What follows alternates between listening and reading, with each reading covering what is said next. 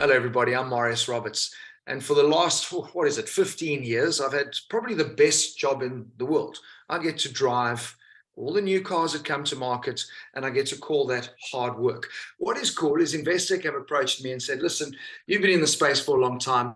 We're seeing a lot of changes in the motoring industry. Maybe you could give us some feedback, some insight on trends, cars that you like, things that we think we should be looking out for when it comes to your purchasing decisions.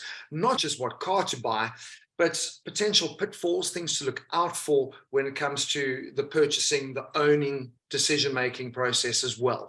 So we've got a whole bunch of topics we're going to try and cover in as short a time as possible. I hope you enjoy the insights, and of course, feel free to interact with us if you've got any comments, suggestions, or you'd like us to answer some specific questions. We'd be more than willing to do that for you guys as well.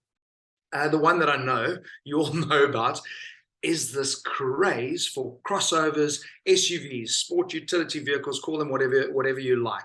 I can't say I'm a fan, and I can't say I quite understand it, because if I look at this SUV craze, so many of the SUVs, crossovers, look no different to the hatchbacks that they're replacing. In actual fact, most of the time, they've got maybe a 2 or 3 mil ground clearance advantage over a hatchback. So I don't know. It's like, what came first, the chicken or the egg? But at the end of the day, consumers are being told that they are driving this I want SUV, I want crossover, and manufacturers are saying, we're just giving people what they want. I kind of think this has been decided by manufacturers, and they're making them look cool, nice name, super sexy styling, and we are all just marching to their drum, to the beating of their drum. So that for me is like one of the things I'm quite frustrated by. But when it does come to this crossover craze, there are a couple of cars that you really should be looking out for. And we're going to cover the Chinese a little bit later, but they really have come on strong in terms of representing in that space. The crossover SUV segment is so massive and so broad too, because it goes from like your entry-level cars, there's something there at the 250,000 Rand price point, right the way through to 3-4 million Rand plus. And if you consider cars like the Lamborghini Urus, well, then you're going to be paying 6 million. But there really is a wide spread there. So I don't see the SUV crossover craze slowing down. What for me is quite interesting, though, is that I think a lot of times the manufacturers are taking their market, and instead of trying to appeal to new people, they're literally just taking that offering and splitting their target market by giving cars that they now calling crossovers in that segment. A prime example would be if you look at Volkswagen. For the first time in, I don't know how many years, VW's Polo and Vivo aren't the top sellers in the passenger car segment anymore. Now, does that mean that people have moved to other hatchbacks?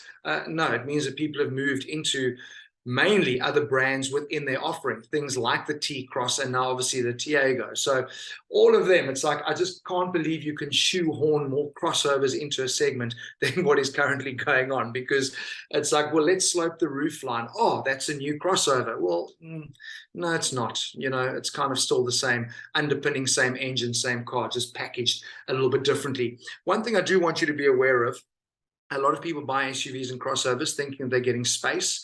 No, I mean, that's for me where I go, never.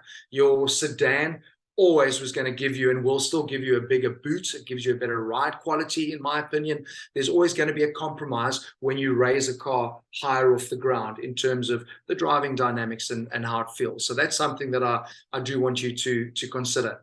Something we've also seen, and I really do believe this is happening, is downsizing. And downsizing happens purely from an affordability perspective. So I think a lot of people are either choosing, those guys that only buy new cars will say, I can't afford a new car, so I now need to downsize into something else. Whereas those people that are more flexible, instead of downsizing, will retain the same type of car with the same specification level, but they'll be going secondhand now. So we're seeing that happen. But from a downsizing perspective, I think a lot of people that are doing that are actually the slightly older buyers out there. Kids have left the house and they look at it, do we really need a car that's this big?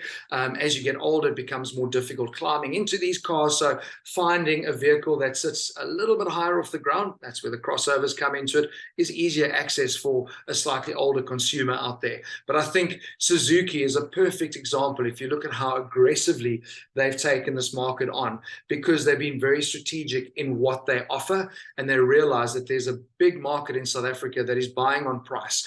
They don't even bring their European spec vehicles to our markets because they realize that's just going to bump up the price. So they do very much play in that downsizing segment.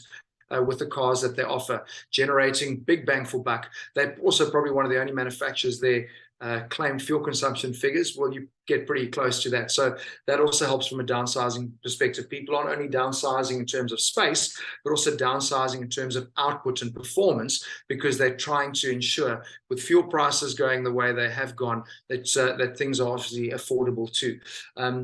Diesel vehicles were always things that I would push and promote because of, especially in crossovers, in terms of what you get, the nature of how the diesel works. But the price of diesel now sees a lot of people looking at small capacity turbo engines, and I guess looking at EVs and hybrids, which is a really nice segue into that discussion. Are EVs really the future of motoring in South Africa?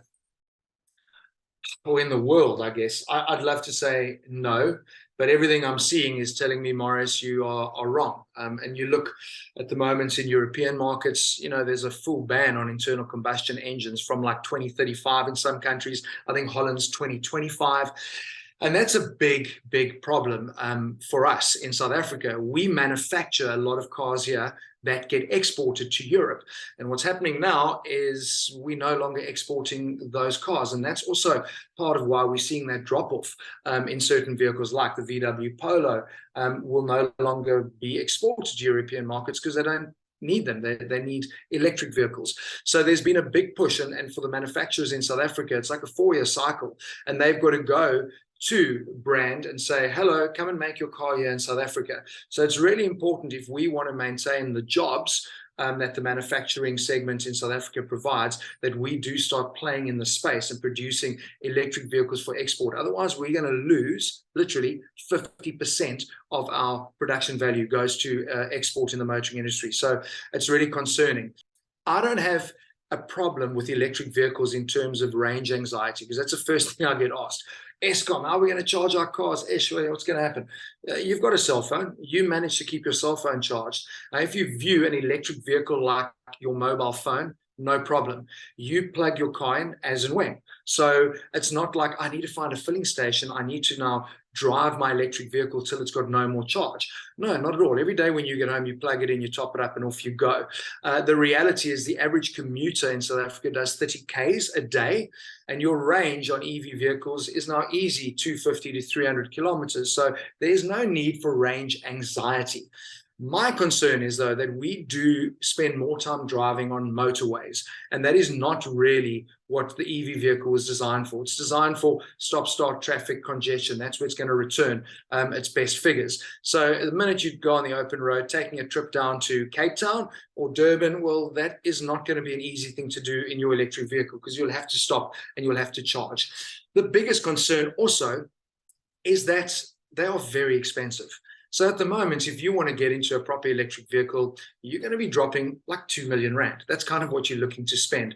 So if you really want to convince me that electric vehicles are the future, what we should be seeing is small, compact cars. Let's talk like your Suzukis that are EV vehicles that are easy to run around the town, and that is affordable to the average guy out there, to you and I. So that for me is a big question mark. And I would still love to see a manufacturer do a proper case study from beginning to end, saying, what is the cost to produce that electric vehicle from beginning to end? What is the replacement cost for the consumer on that battery? And what happens to that lithium-ion battery once I'm done with it? And compare that to the normal car manufacturing process, because I don't see those figures being discussed at all. I know manufacturers are put under pressure because these policies are dictated to by governments. They are driving that mandate, and the manufacturers have to follow suit.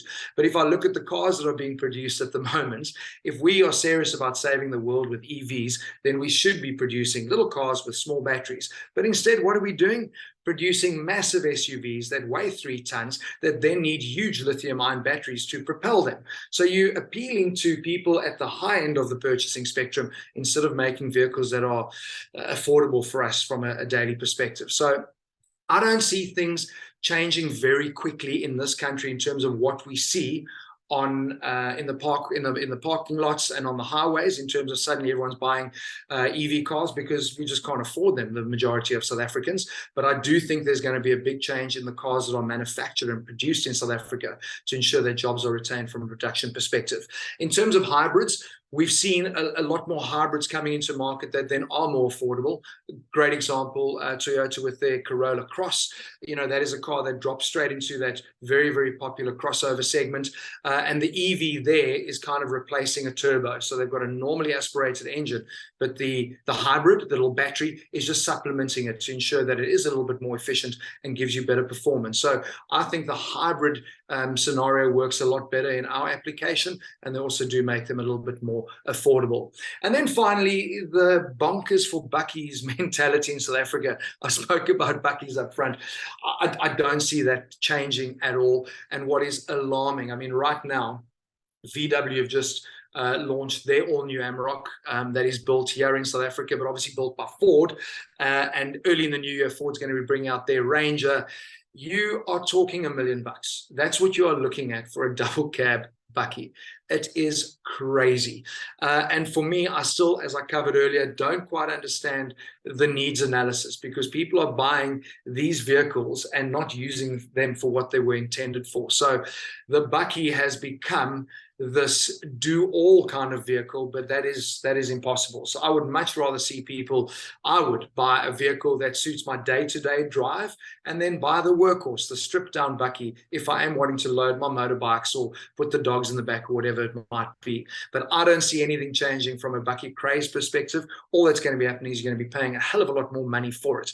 And that is why the doorway has been opened for manufacturers like GWM with the P-Series, Mahindra with their pickup bakkies, because people are looking for simple workhorses that get the job done, and not these lifestyle vehicles with 4x4 and low range, but they've got 21-inch wheels. You don't want to be scratching the rims, and you certainly don't want to be getting muddy boots in your leather-clad interior. So those are just a couple of trends that I see continuing or happening in our markets going forward.